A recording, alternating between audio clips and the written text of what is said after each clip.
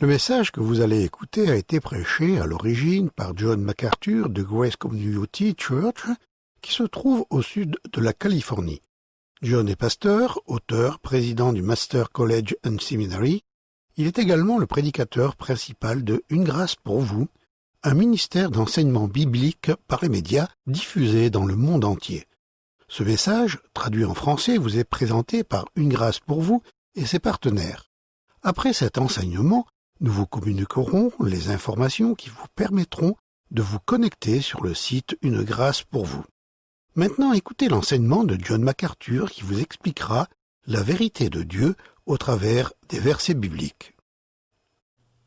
Il n'y a vraiment pas grand-chose que l'on puisse dire à ce niveau.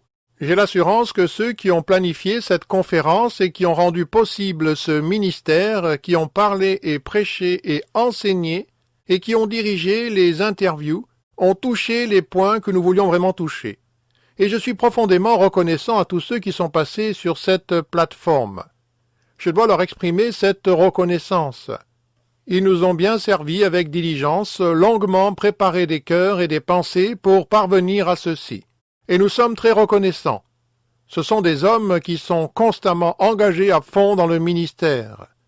Pour ce surplus de travail à la préparation d'une telle conférence, pour toute sa préparation, toute la réflexion et toutes les prières, nous en sommes vivement reconnaissants. Je sais que la prédication est comme le sommet de l'iceberg. C'est ce qui est visible, mais ce que vous ignorez, c'est ce qui se trouve en deçà. Et nous voulons exprimer notre profonde gratitude à tous les hommes qui nous ont aidés pour cette conférence et dont le ministère continuera à partir d'ici. Cela pourrait vous intéresser de savoir qu'hier, 127 pays du monde suivaient cette conférence en direct. La conférence était suivie en direct dans 25 000 lieux différents, et nous ne savons pas combien de personnes étaient présentes dans chacun de ces lieux. C'est une magnifique période dans une vie, n'est-ce pas? Moment magnifique, magnifique. Il n'y a pas si longtemps de cela, il aurait fallu des centaines d'années pour propager la vérité si loin.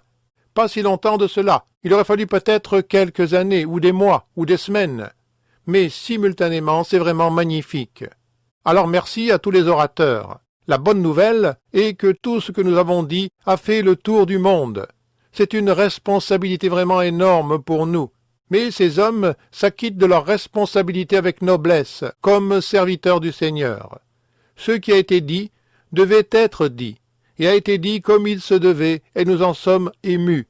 Je suis si reconnaissant de savoir que vous tenez entre vos mains le livre, car il est très important que ces choses soient mises par écrit. Comme je l'ai dit pendant la session de questions-réponses aujourd'hui, quand Dieu voulait communiquer, il a écrit un livre. Il n'avait pas fait de vidéo. Il écrit un livre parce qu'il a consigné la vérité. Vous devez vous procurer ce livre et quand vous le lirez, vous en serez rafraîchi.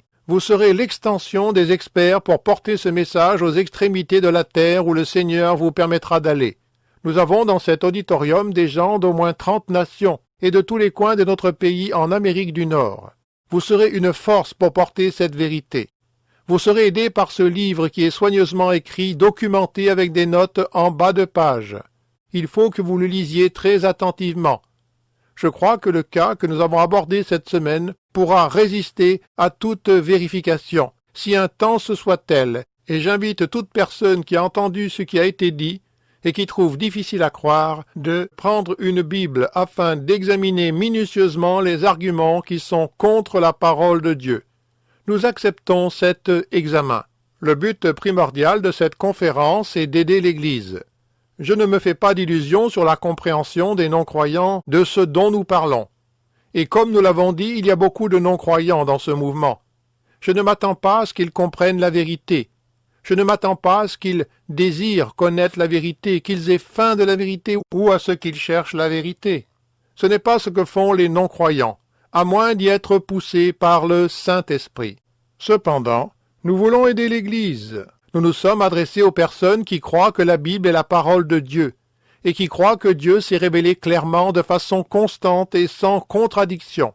C'est pour la vraie Église, afin que chacun puisse discerner, afin que chacun soit préservé de l'erreur et afin que chacun soit une source de vérité pour les autres en dehors de l'Église.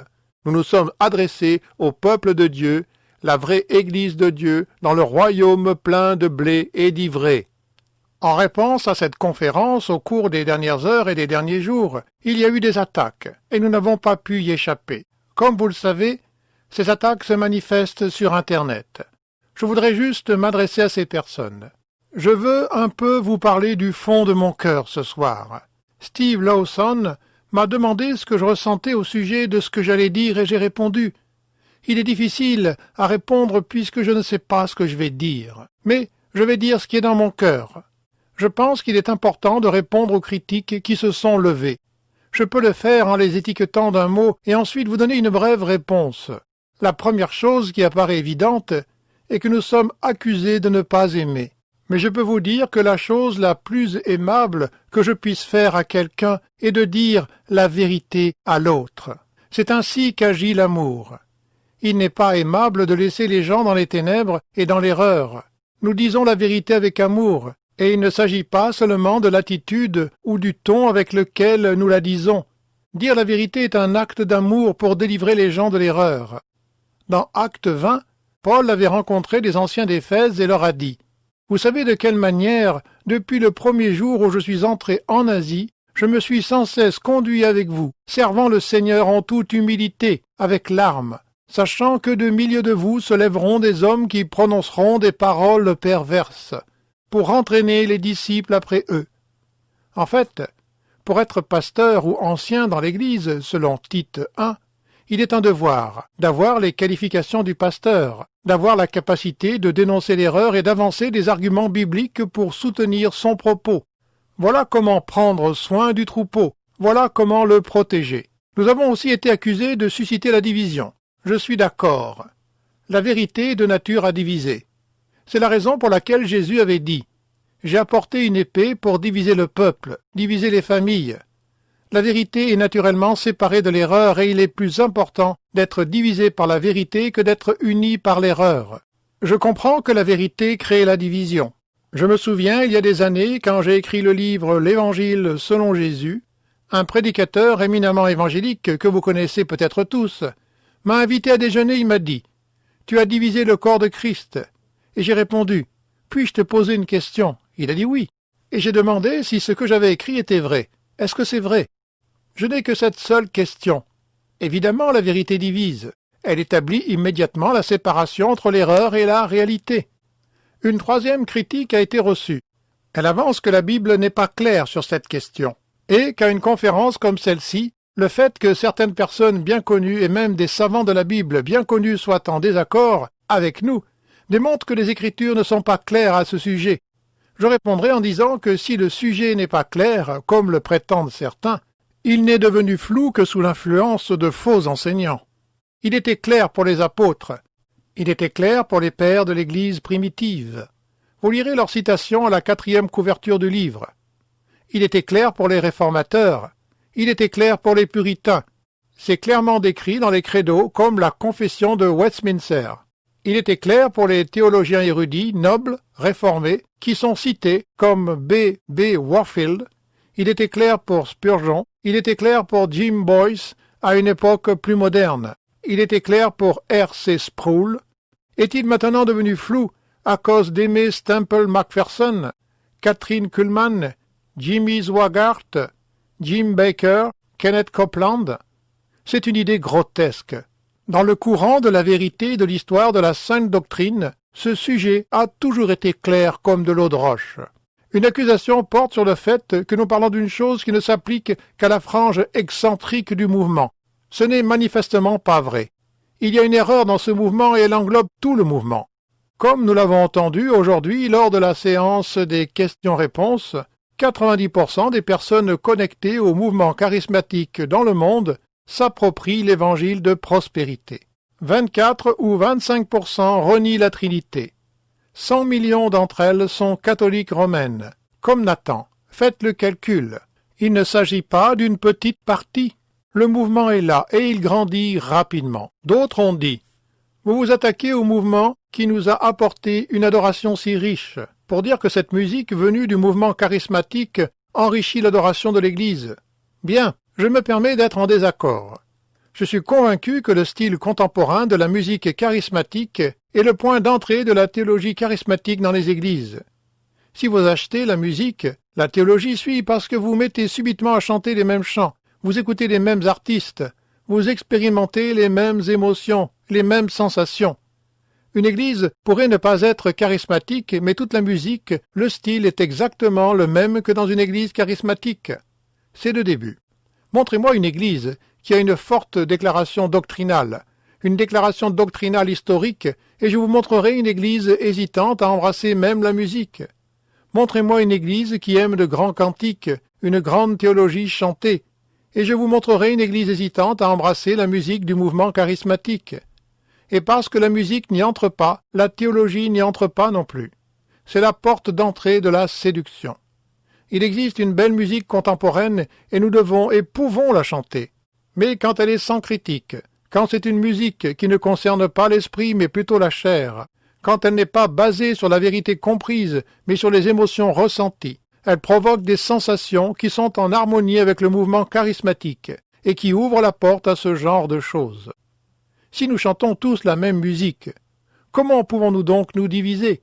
Je pense que le mouvement charismatique a, de façon significative, diminué l'adoration. Il l'a sortie du domaine de la vérité, de la pensée, pour la réduire à la chair. Il y en a d'autres qui critiquent en disant « C'est arrivé au tout début de cette conférence. Vous attaquez des frères. Vous attaquez des frères. » J'aurais voulu l'affirmer. Nous l'avons déjà dit d'une manière ou d'une autre cette semaine. C'est un mouvement constitué en majorité de non-chrétiens. Il y a de cela quelques années, je faisais une interview à la télévision sur NBC. À cette époque, il y avait un gros scandale dans le monde évangélique et le reporter de la chaîne de télévision NBC me parlait et avait dit « Pourquoi laissez-vous arriver ces choses? Qui joue le rôle de police dans votre mouvement? Qui supervise votre mouvement ?» Il n'arrivait pas à concevoir que le mouvement évangélique soit autant libre, ni à rendre de compte à aucune autorité ou à aucune entité. J'ai répondu « Personne en réalité ne contrôle le mouvement, et c'est triste. Qui doit contrôler ce mouvement? Je vais vous le dire. C'est tout fidèle pasteur et chaque fidèle ancien, et chaque fidèle théologien et tout fidèle prédicateur et enseignant de la parole de Dieu. Et je vais dire ceci. Si les leaders réformés qui connaissent la vérité et connaissent l'Évangile et connaissent la parole de Dieu ne contrôlent pas ce mouvement, les terroristes spirituels prendront le dessus. C'est comme pour l'islam. Nous entendons toujours « c'est affreux les terroristes ». Ils ne sont qu'une infirme minorité sur une frange d'aliénés. Et nous disons tous « mais pourquoi donc les musulmans conservateurs ne se liguent pas ouvertement en masse pour rejeter les terroristes ?» Ils ne le font pas. Je pense qu'il y a un poids pesant sur le dos de tous les hommes qui connaissent la parole de Dieu pour se lever et dénoncer ce mouvement. Mais vous n'entendez rien de tel. Alors les gens disent « Ah, MacArthur, il est obsédé par cette question. Il ne sait parler que d'une chose. Il est comme un cirque qui n'a qu'une piste. Il harangue toujours au sujet des charismatiques. » Eh bien, si vous êtes membre de Grace, vous savez mieux. Nous avons passé plus de 40 ans à parcourir le Nouveau Testament verset après verset. Je ne pense pas que nous soyons accrochés à une seule chose. Je suis arrivé ici en 1969, et depuis 1969, nous n'avons tenu qu'une conférence sur le mouvement charismatique, celle-ci.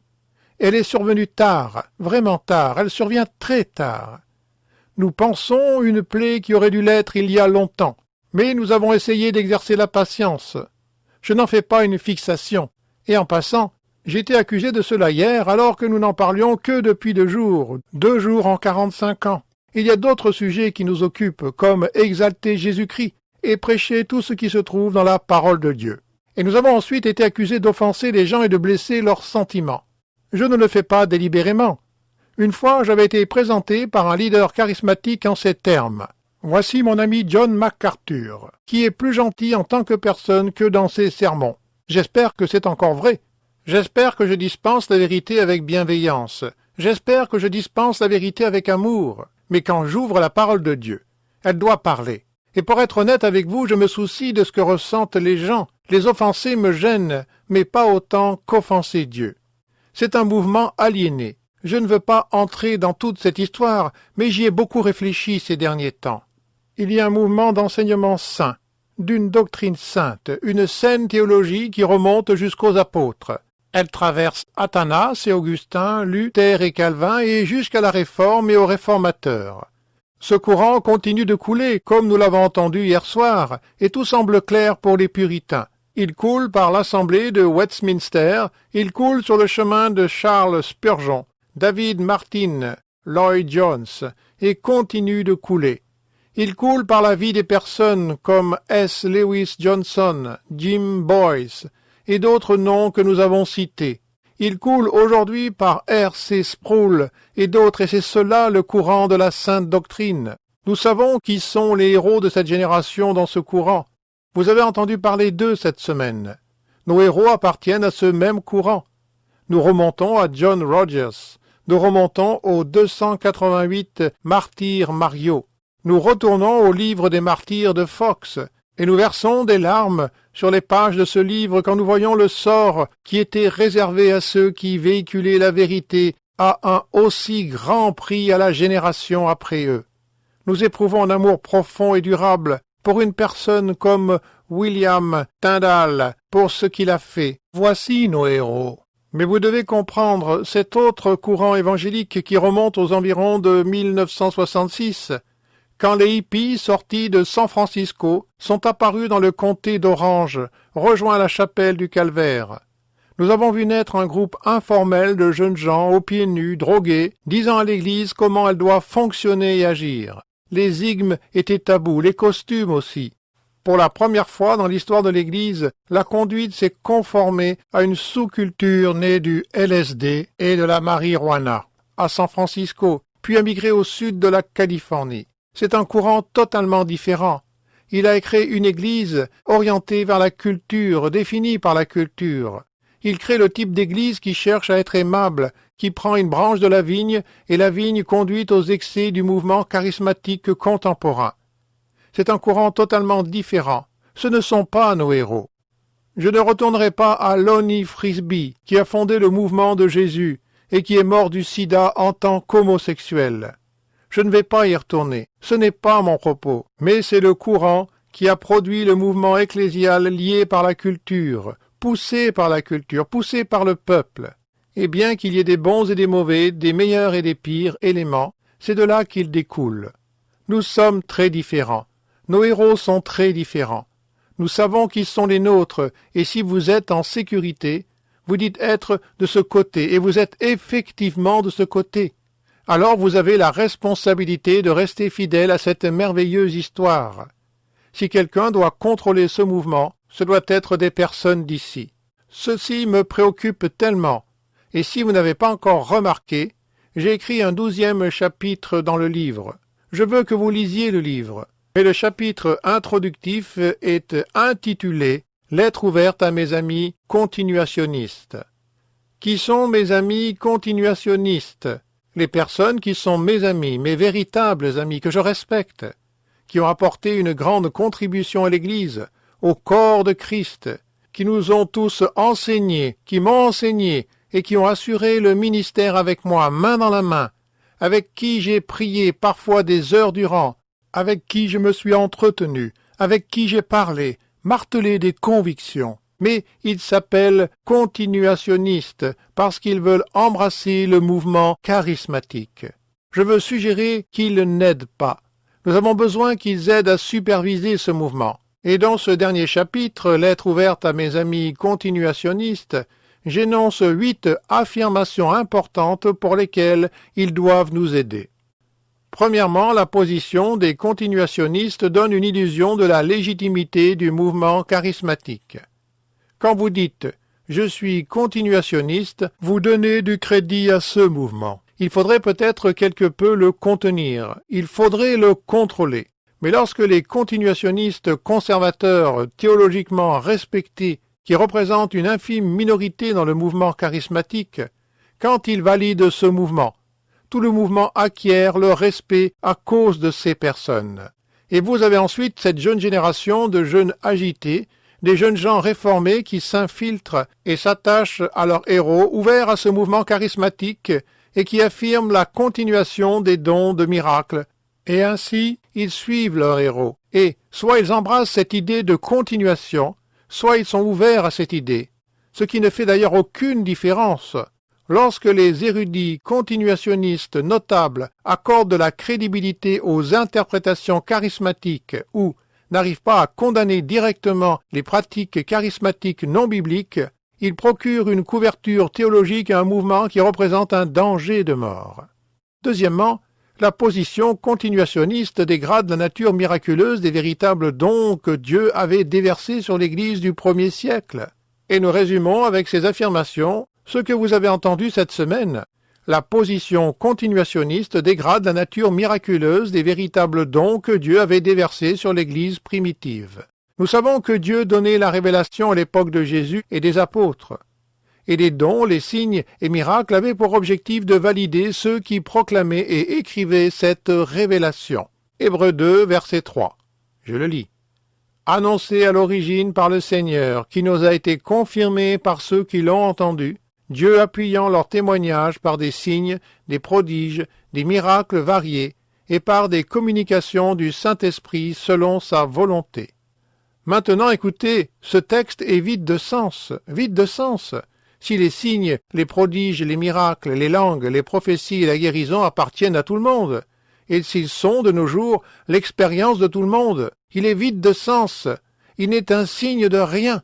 En outre, lorsque les continuationnistes utilisent la terminologie des dons du Nouveau Testament, mais ensuite leur donnent une toute autre définition, ils déprécient le caractère remarquable de la chose même. Il diminue la glorieuse manière par laquelle le Saint-Esprit opérait à la fondation de l'Église. Si les dons pratiqués dans l'Église charismatique d'aujourd'hui sont équivalents à ceux décrits dans le Nouveau Testament, alors ces dons originaux n'avaient rien de spéciaux et l'époque non plus. S'emparer de la terminologie du Nouveau Testament et redéfinir les dons bibliques ne fait que dénigrer ce qui était authentiquement miraculeux et ce que Dieu faisait au premier siècle. Le continuationnisme réformé appuie cet égarement. Troisièmement, la position des continuationnistes limite sérieusement la capacité de ses partisans de confronter ceux qui sont dans la confusion charismatique. Que diront-ils à ceux qui tombent dans le chaos et la confusion?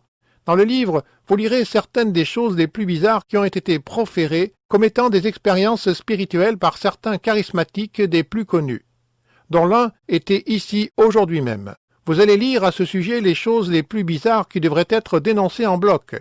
Et nous sommes là à attendre que la dénonciation vienne des continuationnistes qui sont supposés mieux savoir. Mais elle ne vient pas. Ils ont cédé du territoire et ne peuvent rien dire parce qu'ils l'ont permis. Par quels critères pourraient-ils donc les discréditer? Quatrièmement, en insistant que de nos jours Dieu donne encore de nouvelles révélations aux chrétiens, le mouvement continuationniste ouvre les portes à davantage de confusion et d'erreurs. Je veux dire que c'est qu'une autre façon de dire ce que nous disons aujourd'hui. Ils disent que la prophétie existe de nos jours, mais il y en a aussi de fausses. Les langues existent de nos jours, mais ce ne sont pas des langues compréhensibles. La guérison existe de nos jours, mais pas comme au jour de Christ et des apôtres. Ainsi, la position des continuationnistes invite chaque chrétien à interpréter toutes choses comme venant de Dieu. Toutes sortes de charabia, toutes sortes d'expériences spirituelles supposées, d'impressions, de notions ou d'idées qui trottent dans la tête peut être considérées comme une prophétie. Il ôte le standard autoritaire et objectif de remise en cause de la légitimité de quiconque prétend avoir des révélations. En permettant une seule de ces choses, les continuationnistes finissent par permettre tout, parce qu'ils n'ont aucun critère permettant de définir ce qui est juste et ce qui ne l'est pas. L'idée selon laquelle les chrétiens doivent s'attendre à d'autres révélations de la part de Dieu, des révélations autres que celles qui sont dans la Bible, des expériences mystiques, des paroles de prophétie, ne font qu'entraîner un dérapage théologique. Quand vous allez au-delà de la parole de Dieu, vous ne pouvez pas contenir l'erreur. Cinquièmement, en insistant que Dieu donne encore des révélations aux chrétiens aujourd'hui, le mouvement continuationniste nie tacitement la doctrine de sola scriptura, par l'écriture seule. Je n'ai pas besoin de camper dessus parce que Steve a fait une présentation inoubliable dessus hier soir. Et je puis vous dire ceci, aucun de mes amis continuationnistes réformés ne nie la fermeture du canon. Ils ne sauraient la nier. Ils ne nieront certainement pas que la Bible contient 66 livres. Ils ne sauraient nier l'autorité des Écritures. Ils ne sauraient nier la suffisance des Écritures. Pourtant, ils commettent une entorse à leur croyance en enseignant aux chrétiens à être dans l'expectative d'une autre révélation. Il y a tellement de choses dont on abuse, et je vais vous dire qui en abuse le plus. Des gens en position de force qui veulent vous amener à croire qu'ils parlent de la part de Dieu. Sixièmement, en permettant un parler en langue irrationnelle, même comme langue personnelle de prière, les continuationnistes ouvrent la porte à une extasie débile de l'expression charismatique. Ils admettent que les langues de nos jours ne sont pas un langage, alors qu'est-ce? C'est si simple. Si la prophétie de nos jours n'est pas comme la prophétie biblique, parce que la prophétie contemporaine est faillible. Si les langues sont différentes des langues dans la Bible parce qu'elles sont du charabia et non des langues compréhensibles, si les guérisons ne sont pas comme celles opérées par Christ, elles ne sont pas continuationnistes, elles sont cessationnistes. Ils ont reconnu que ce n'est pas ce que c'était. Qu'ont-ils donc fait? Ils ont simplement accepté une contrefaçon. Vous ne pouvez pas vous en réjouir. Ce n'est pas une position noble que d'accepter la contrefaçon, et eux-mêmes admettent que c'est de la contrefaçon. Septièmement, en affirmant que le don de guérison est encore présent, la position des continuationnistes affirme la même hypothèse basique qui sous-tend le ministère frauduleux des guérisseurs de la foi charismatique. Si vous affirmez que le don de guérison est encore actuel, et vous le dites de façon fantasmatique, sans aucune preuve, soit expérimentale, soit biblique, mais si vous affirmez qu'il existe encore, alors vous validez les guérisseurs. Qui aimerait le faire? Ne sont-ils pas les plus bas de tous? Ne sont-ils pas pires que tous? Ils ne vont pas dans les hôpitaux. Le plus désespéré, le malade le plus grave, le plus désespéré, le plus destitué, souvent le plus pauvre est leur proie. Ils leur racontent des mensonges et s'enrichissent à leurs dépens. Qui aimerait faire quelque chose pour aider et les soutenir? Et finalement, la position des continuationnistes déshonore le Saint-Esprit en distrayant les gens de son véritable ministère, les appâtant avec de la contrefaçon. N'est-ce pas suffisant d'être habité par le Saint-Esprit et d'avoir sa plénitude? N'est-ce pas assez d'avoir les dons de l'Esprit, d'avoir le fruit de l'Esprit, de bénéficier de la grâce de l'Esprit? Ai-je besoin d'aller à Dieu et de dire « Donne-moi plus, donne-moi cette autre chose, je veux ceci ». De quelle déficience accusez-vous le Saint-Esprit? Vous avez déshonoré le Saint-Esprit, et vous avez attiré les gens vers la contrefaçon au lieu de la reconnaissance profonde pour tout ce que le Saint-Esprit nous a donné. Et comment donne-t-il son esprit? Sans mesure. La position continuationniste, je pense, jette des pierres d'achoppement sur le sentier de la sanctification, de la croissance spirituelle, et ceci pour deux raisons. Premièrement, elle fait croire aux gens qu'ils n'ont pas ce dont ils ont besoin. Deuxièmement, elle fait croire aux gens qu'il y a quelque chose qu'ils doivent rechercher. C'est vraiment triste.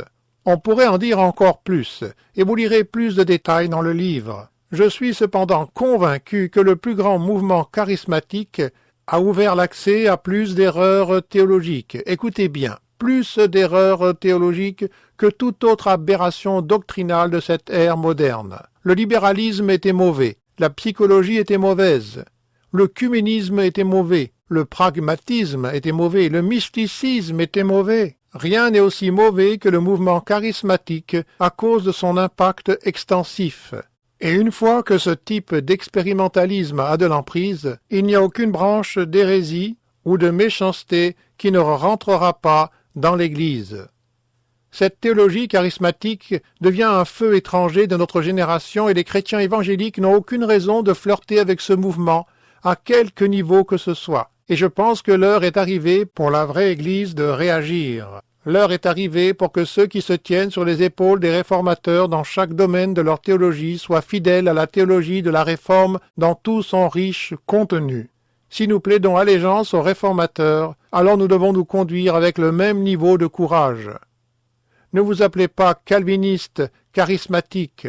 John Calvin l'aurait rejeté. Jean Calvin l'avait rejeté. Il vous faudra supprimer le mot calviniste. Je suis préoccupé parce que je pense que ces bons et pieux amis pouvaient faire une grande différence dans ce que cette jeune génération et la prochaine génération pensent de ce mouvement, s'ils prenaient convenablement position. Maintenant, vous pourriez penser que j'en ai fini, mais non. Veuillez ouvrir vos Bibles au dernier chapitre de 1 Timothée. Je ne vais pas prendre beaucoup de temps ici, mais je dois dire une chose et c'est celle-ci. Si je n'avais pas pris cette position, Et si ces hommes n'avaient pas pris la position qu'ils ont vis-à-vis de moi, nous serions infidèles à notre vocation pastorale. Ce n'est pas une bête noire pour moi. Ce n'est pas une affaire personnelle. Je m'acquitte de ma fonction de pasteur et je rendrai compte devant Dieu de l'acquittement de cette responsabilité.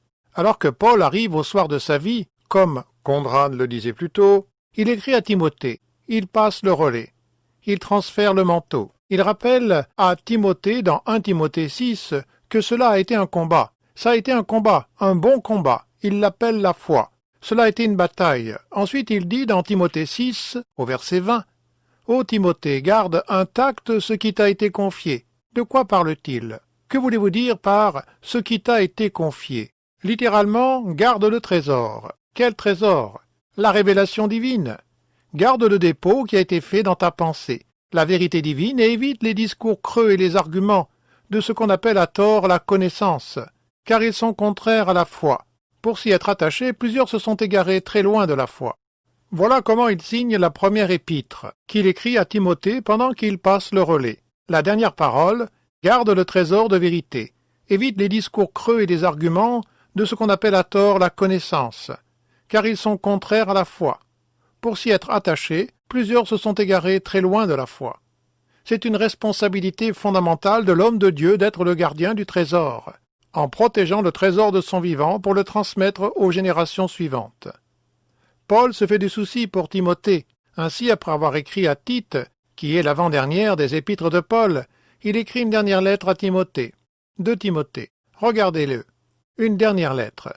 Il est inquiet au sujet de Timothée, très inquiet. Au verset 6, il dit « Ravive le don que Dieu t'a fait dans sa grâce lorsque je t'ai imposé les mains. » Il avait été ordonné dans le ministère pour prêcher la parole de Dieu. Il avait abandonné cela. Il était intimidé par des gens qui lui rendaient des choses difficiles dans l'Église. Il était intimidé par la menace de la persécution à l'extérieur de l'Église. L'intimidation de l'intérieur, l'intimidation de l'extérieur le réduisait au silence. C'est de la lâcheté. Au verset 7, Dieu nous a donné un esprit qui, loin de faire de nous des lâches, nous rend forts, aimants et réfléchis. C'est un moment effrayant pour Paul, parce que le relais sera passé à Timothée, et Timothée semble être faible. N'aie pas honte de la vérité, et le conseil qu'il lui donne au verset 6. N'aie pas honte de prêcher et de proclamer la vérité par le don que tu as reçu, et qui a été confirmé par l'imposition de main des anciens. Ne sois pas lâche. Au verset 8. N'aie donc pas honte du témoignage à rendre à notre Seigneur. Vous voulez rire? Voulez-vous dire qu'après toutes ces années passées avec Paul, après avoir vécu le triomphe du ministère de Paul, Timothée se serait recroquevillé et aurait eu honte du témoignage du Seigneur et aurait eu honte de s'identifier à Paul? Ceci semble être un moment effrayant, je pense, dans la vie de Paul, et il a peur pour Timothée. À quel point est-ce sérieux? Verset 13. Retiens dans la foi et dans l'amour qui est en Jésus-Christ le modèle des saines paroles que tu as reçues de moi. Garde le bon dépôt par le Saint-Esprit qui habite en nous. Je le comprends aujourd'hui. Il y a diverses personnes dont le capital est leur aptitude en communication. Elles sont calmes, désinvoltes, intelligentes, savent captiver les auditoires. Mais l'instruction de Paul à Timothée est de retenir les saines paroles et de garder la vérité tel un trésor. Le ministère est une tendance. Nous ne proclamons pas seulement la vérité, nous la protégeons. Paul a le cœur meurtri au soir de sa vie. Il dit à Timothée au verset 15, « Tu sais que tous ceux qui sont en Asie m'ont abandonné, entre autres Phygèle et Hermogène. Tout le monde l'avait abandonné. Il était tout seul. C'est très surprenant. Sauf la famille d'Onésifore, car il m'a souvent consolé, et il n'a pas eu honte de mes chaînes. Tout le monde avait abandonné Paul. Le prix à payer était trop fort. Paul est au soir de sa vie. S'il te plaît, Timothée, je t'ai confié le trésor, garde le trésor. Retiens les saintes paroles. Au chapitre 2, il lance le même cri. Fortifie-toi dans la grâce qui est en Jésus-Christ. Et ce que tu as entendu de moi, c'est cela le trésor, la vérité révélée par l'apôtre Paul. En présence de beaucoup de témoins, confie-le à des hommes fidèles qui soient capables de l'enseigner aussi à d'autres. Il y a 4 générations, de Paul à Timothée, aux hommes fidèles, ainsi qu'aux autres. Vous êtes dans la course de relais. Maintenant, je suis attristé chaque fois que je vois ces quasi-églises qui émergent et qui s'identifient en disant qu'elles s'isolent de tout ce qui vient du passé. Ce n'est pas l'église de votre grand-père. Ce n'est pas l'église de votre grand-mère. Nous n'avons pas d'orgue. Venez comme bon vous semble. Peu importe, à condition de créer une sorte d'image complètement distincte de tout ce qui n'a jamais été expérimenté auparavant dans l'Église. Paul dit « Je t'ai confié la vérité. À ton tour, confie-la à la prochaine génération, afin qu'elle puisse aussi la transmettre à la génération suivante. Il n'est question que d'être fidèle pour transmettre ce qui vous a été confié, et non pas de créativité. » Puis il dit « Souffre avec moi comme un bon soldat de Christ. Ne t'embarrasse pas des affaires de la vie, tel un athlète. » Et il parcourt toutes ces images, l'athlète, le laboureur, le soldat, l'enseignant. Au verset 9, après avoir dit « Souviens-toi de Jésus-Christ. Il est ton modèle de fidélité. » Il continue « Pour lequel je souffre jusqu'à être lié comme un malfaiteur. » Mais la parole de Dieu n'est pas liée. Ceci est ultime, l'ultime parole de tout jeune pasteur, de l'apôtre qui est sur le point de mettre sa tête à couper. Une hache va scintiller sous l'effet du soleil et la trancher du reste de son corps, et il se retrouvera avec le Seigneur.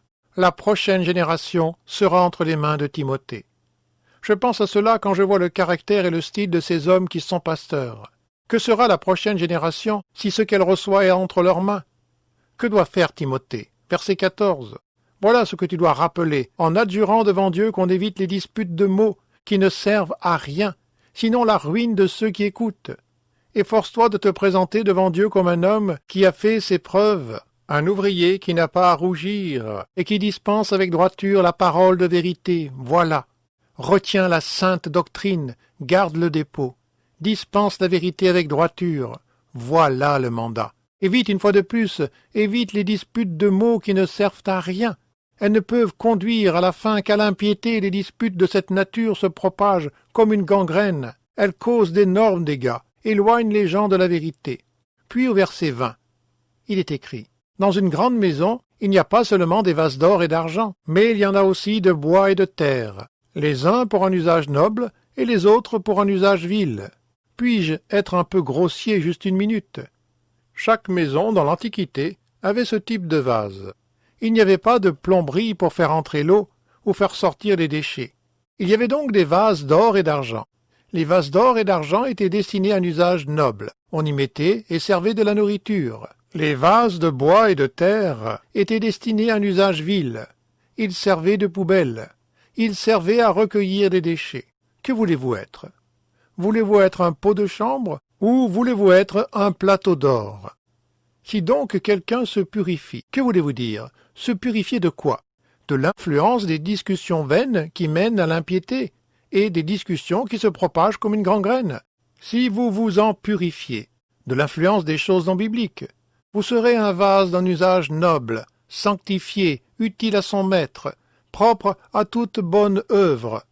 Fuis les passions de la jeunesse et recherche la justice, la foi, l'amour, la paix, avec ceux qui invoquent le Seigneur d'un cœur pur. Repousse les discussions folles et ineptes, sachant qu'elles font naître des querelles. Je voudrais dire que tout ceci revient au même. Qu'en pensez-vous? Le même sentier. Et nous l'avons bien entendu de Conrad. Aujourd'hui, tenez-vous-en aux Écritures. Plus loin, au chapitre 13 et au verset 15, il est écrit « Ils peuvent te donner la sagesse en vue du salut par la foi en Jésus-Christ. Toute Écriture est inspirée de Dieu et utile pour enseigner, pour convaincre, pour redresser, pour éduquer dans la justice, afin que l'homme de Dieu soit adapté et préparé à toute œuvre bonne. Et souviens-toi que tout ce que tu fais, tu le fais devant Dieu et devant le Christ, qui doit juger les vivants et les morts, et au nom de son avènement et de son royaume. » Et ensuite le commandement. Prêche la parole. En tout temps, même lorsqu'il viendra un temps où les hommes ne supporteront plus la sainte doctrine, mais au gré de leurs propres désirs, avec la démangeaison d'écouter, ils se donneront maître sur maître. Saisissez-vous le sens de tout ceci. Vous savez, de l'époque où j'étais un jeune homme, quand mon père m'a offert ma première Bible, avec laquelle j'ai commencé à prêcher, il a écrit à la première page « Cher Johnny, prêche la parole ». Et il m'a transmis le manteau. Prêche la parole. Il ne m'avait pas fallu beaucoup de temps pour comprendre que le commandement de prêcher la parole avait un contexte. Nous venons de voir ce contexte, et que j'avais la responsabilité devant Dieu de rester fidèle à la parole. Et cela signifie rester fidèle à la saine doctrine en gardant le trésor qui m'avait été confié. Paul achève sa vie en rappelant encore à Timothée. J'ai combattu le bon combat. Il le répète encore. C'était un combat. J'ai achevé la course. J'ai gardé la foi. La foi, la vérité centrale qui constitue la foi chrétienne. Je vais recevoir ma récompense. Ce n'était pas facile pour lui. Tous ceux de l'asile avaient abandonné au verset 10. Démas m'a abandonné par amour pour le siècle présent, et il est parti pour Thessalonique. Crescence est allé en Galatie, Tite en Dalmatie. Luc seul est avec moi. Imaginez tout ce qu'il avait fait, et le voilà tout seul, dans la solitude, si ce n'est avec Luc, et il demande que Marc le rejoigne pour la communion, pour lui apporter un manteau et des parchemins.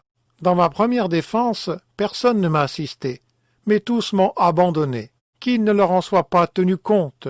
C'est le Seigneur qui m'a assisté et qui m'a fortifié, afin que la prédication soit portée par moi à sa plénitude et entendue de tous les païens. Et j'ai été délivré de la gueule du lion. Le Seigneur me délivrera de toute œuvre mauvaise et me sauvera pour me faire entrer dans son royaume céleste. À lui la gloire, au siècle des siècles. Amen. C'est ainsi que ce sera. Vous savez, je suis entouré de merveilleuses personnes, je suis si béni.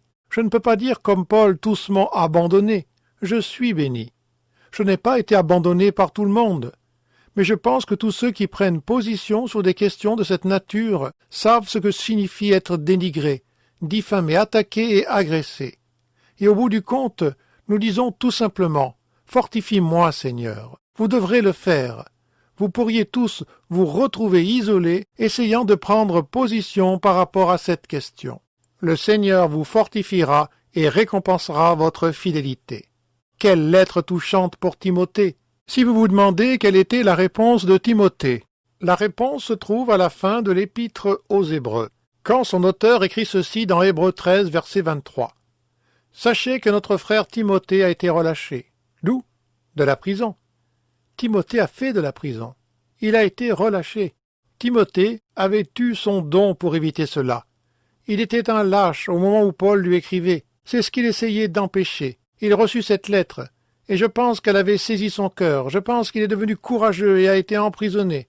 Mais il a été relâché. Une toute petite phrase. Je me réjouis de ce qu'elle soit là. Je m'en réjouis tellement. La lettre de Paul avait changé le cours de la vie de Timothée.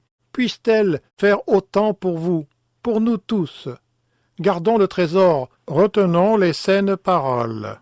Étudions pour être des hommes approuvés par Dieu, des ouvriers qui n'ont point à rougir, dispensant correctement la parole. Ayant correctement dispensé la parole, prêchons fidèlement la parole. Et si personne ne nous soutient, peu importe. Le Seigneur ne nous abandonnera pas. Père, nous te remercions pour notre présence ici ces jours. Elle a été plus que la bénédiction. Nous avons le sentiment d'avoir été à la montagne. Nous nous sommes rapprochés de la gloire, et c'est ce que nous devrions ressentir. Cela devrait être notre attitude, parce que c'est le cas, parce que nous sommes focalisés sur toi et ta parole, et c'est là que réside la gloire, car c'est dans ta parole que tu te révèles comme le Dieu glorieux. Nous te remercions pour la communion dont nous avons joui. Merci pour ces nouvelles amitiés. Et Seigneur, nous nous sommes efforcés de t'offrir une offrande de service à cette conférence, d'élever devant toi nos pensées et nos cœurs pour être préparés à un nouveau niveau de service, un nouveau niveau d'utilité pour toi qui, à notre façon individuellement, endigueront la marée qui te déshonore. Dieu notre Père, Christ notre Sauveur, et le Saint-Esprit béni qui nous fortifie notre aide. Tout ceci est pour ta gloire et ton honneur, absolument tout, et nous l'avons humblement offert, sachant que le meilleur que nous puissions donner est de loin inférieur à ce que tu mérites. Toutes nos paroles, nos pensées, notre compréhension, tous nos efforts, que ce soit ceux des orateurs ou ceux des auditeurs, toute contribution que nous avons faite a été pour ta gloire. Que ce ne soit que le commencement, le début des vies consacrées à cette cause pour ta gloire. Puissions-nous ressentir la douleur quand tu es déshonoré, et utilise-nous, Seigneur, comme des instruments pour aider les chrétiens à échapper à la séduction inutile. Nous t'offrons cette semaine, pendant que la vérité se répercute de ce lieu vers le monde entier. Amène-la où tu voudras, utilise-la comme tu désires, et c'est tout ce que nous pouvons demander. Et nous nous réjouissons et nous nous reposons dans ce que tu fais, de ce que nous avons placé sur l'autel, Sois glorifié, ô Seigneur. Nous te prions. Amen. Pour de plus amples renseignements, ainsi qu'un accès gratuit aux leçons de John, connectez-vous à Une Grâce pour vous sur le site gty.org. Le site vous offre la possibilité d'acheter la Bible d'études de MacArthur, qui est la principale ressource financière du ministère de John. Le site vend toutes les traductions disponibles. Par contre, il n'est pas possible de la fournir gratuitement pour chaque pays où ce message est entendu. John MacArthur et Une Grâce pour vous sont dépositaires du copyright pour tous ces messages. Nos conditions en ce qui concerne la duplication des messages sont indiquées sur le site gty.org.